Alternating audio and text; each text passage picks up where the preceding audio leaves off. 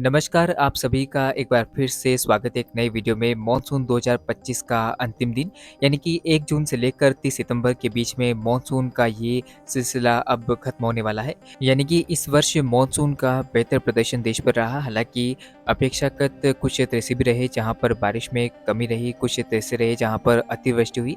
तो कुल मिलाकर मॉनसून का मिला-जुला असर देखने को मिला। तो आज 30 सितंबर है और आज मॉनसून सीज़न का अंतिम दिन है। आज भी कई राज्यों में बारिश होने की संभावना रहेगी और इस वर्ष आपका सहयोग भी काफ़ी बेहतर रहा।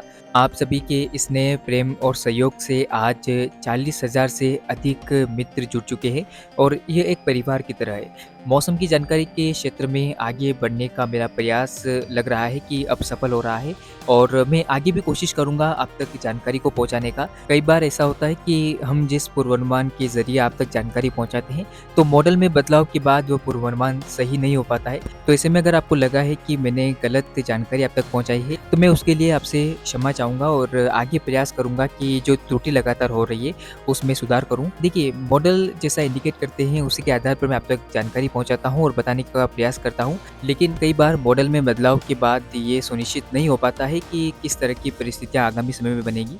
यानी कि लंबी अवधि का पूर्वानुमान लगाना थोड़ा मुश्किल है। तो मैं कोशिश कर रहा हूँ कि आपको नज़दीकी पूर्वानुमान बताऊँ। यानी कि अब जैसे कि अगला सिस्टम 1 अक्टूबर के आसपास बन रहा है, तो आज 30 सितंबर यानी कि कल किस तरह की परिस्थितियाँ बनेगी, उसके बाद अगले 2-3 दिन किस तरह की परिस्थितियाँ रहेगी, तो इसको लेकर मैं इस वीडियो में आपसे बात करूँगा, चर्चा करूँगा और आगे आप तक जानकारी पहुँचाने का प्रयास करूँगा। तो चलिए अब वीडियो को शुरू करते हैं और जानते हैं कि 1 अक्टूबर के आसपास बन रहा तूफ़ानी सिस्टम किस तरह से देश के मॉनसून को प्रभावित करेगा, कहाँ पर किस तरह की बारिश देगा और इस सिस्टम का ट्रैक क्या रहेगा। तो चलिए सब कुछ जानकारी इस वीडियो में प्राप्त करते हैं, लेकिन उससे पहले आप सभी से निवेदन रहेगा कि कृपया इस वीडियो को लाइक कीजिएगा, चैनल को सब्सक्राइब करना ना भूलें और बेल नोटिफिकेशन को भी ऑन कीजिएगा।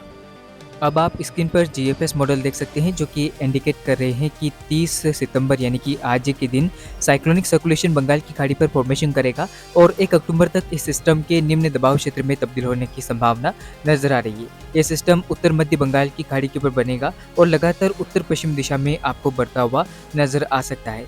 इस दौरान आप देख सकते हैं कि धीरे धीरे इस सिस्टम के अंदर इंटेंसिटी बढ़ेगी और फिर संभावना है कि 2 अक्टूबर तक यह सिस्टम उत्तर पश्चिम दिशा में आगे बढ़ता हुआ डिप्रेशन का रूप लेता हुआ आपको नजर आ सकता है।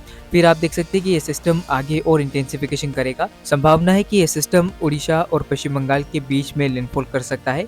हालांकि ज़्यादातर ट्रैक इस सिस्टम का उड़ीसा के ऊपर नजर आ रहा है और उड़ीसा के भुवनेश्वर के पास ये सिस्टम लैंडफॉल करता हुआ आपको नजर आ सकता है। इस दौरान आप देख पाएंगे कि इस सिस्टम के डीप डिप्रेशन की इंटेंसिटी में आने की भी संभावना नजर आ रही है। फिर ये सिस्टम आगे बढ़ता हुआ आपको या तो फिर बिहार के ऊपर या फिर उत्तर प्रदेश की ओर बढ़ता हुआ आपको नजर आ सकता है। यानी कि दोनों ही ट्रैक को ये सिस्टम फॉलो कर बढ़ सकता है। लेकिन अब देखने वाली बात यह है कि सिस्टम आगे किस तरह से बढ़ता है। चलिए मैं आपको दिखाता हूँ। तो आप देख सकते हैं कि डीप डिप्रेशन की इंटेंसिटी में ये सिस्टम उड़ीसा के भुवनेश्वर के पास लैंडफॉल करता हुआ आपको नजर आएगा और ये सिस्टम आप देख सकते हैं कि किस तरह से लगभग अगर मैं बात करूँ विंड स्पीड की, तो 35 से 40 किलोमीटर प्रति घंटे की रफ्तार से इस सिस्टम के अंदर हवाएं चलती हुई आपको नजर आ सकती है। दूसरी तरफ आप देख सकते हैं कि अरेबियन सी पर भी एक निम्न दबाव का क्षेत्र रहेगा। तो दोनों ही तरफ से जब नमी का प्रभाव बढ़ेगा तो पूर्वी भारत, पूर्वोत्तर भारत और मध्य भारत के कई राज्यों में जमकर बारिश का दौर आपको देखने को मिलेगा। फिलहाल आप देख सकते हैं कि किस तरह से मध्य भारत पर इस सिस्टम का काफ़ी ज़्यादा प्रभाव आपको देखने को मिल सकता है और ये सिस्टम आप देख सकते हैं कि आगे बढ़ता हुआ जैसे ही उड़ीसा को पार करेगा, फिर छत्तीसगढ़ के उत्तरी भागों के ऊपर पहुंचेगा और फिर यहाँ से आप देख सकते हैं कि ये सिस्टम ट्रैक चेंज करेगा। संभावना ये बन रही है झारखंड के ऊपर पहुंचने के बाद ये सिस्टम बिहार और उसके बाद पूर्वोत्तर भारत की ओर बढ़ सकता है।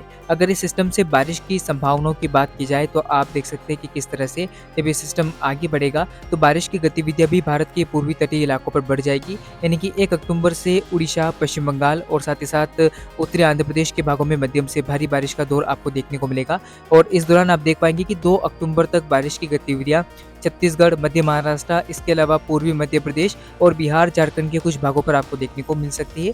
इसके अलावा पूर्वोत्तर भारत पर भी कंटिन्यूटली मध्यम से तेज बारिश का दौर आपको देखने को मिलेगा और फिर ये सिस्टम आप देख सकते हैं कि जब डिप्रेशन का फॉर्मेशन करेगा तब आप देखिए कि बिहार, झारखंड और उत्तर प्रदेश के भागों पर मध्यम से तेज बारिश होने की संभावना नजर आ रही है और फिर आगे बढ़ता हुआ इस सिस्टम किस तरह से मध्य प्रदेश पर भी मौसम को बदलेगा। मध्य प्रदेश के पूर्वी इलाकों में, महाराष्ट्र के उत्तर पूर्वी इलाकों में मध्यम से तेज बारिश होगी। इसके अलावा बिहार, झारखंड, पश्चिम बंगाल पर भी बारिश का एक नया दौर आपको देखने को मिल सकता है। कुल मिलाकर आगामी समय में बिहार, झारखंड, पश्चिम बंगाल, उड़ीसा के लिए भारी बारिश का एक नया दौर देखने को मिल सकता है। संभावना है कि 4 अक्टूबर से लेकर 6 अक्टूबर के बीच में पूर्वोत्तर भारत, पूर्वी भारत के लगभग भागों में मध्यम से भारी बारिश का दौर आपको देखने को मिलेगा। इसके अलावा मध्य प्रदेश और उत्तर प्रदेश के इलाकों पर भी हल्की से मध्यम बारिश का दौर आपको देखने को मिल सकता है। तो कुल मिलाकर आगामी समय में पूर्वी भारत, पूर्वोत्तर भारत पर मानसून की वापसी से पहले भारी बारिश का दौर आपको देखने को मिलेगा।